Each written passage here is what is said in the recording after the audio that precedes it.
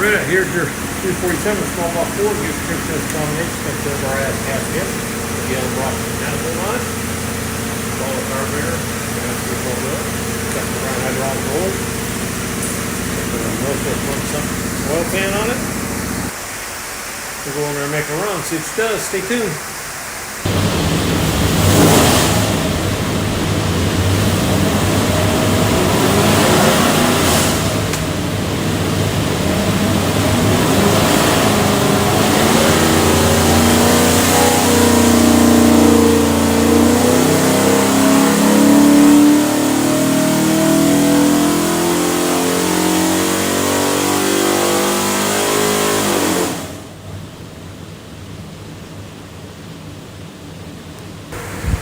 Alrighty, 3,400, 427 foot-pounds of torque, peak torque 435, peak horsepower 441, rated 440, everything good.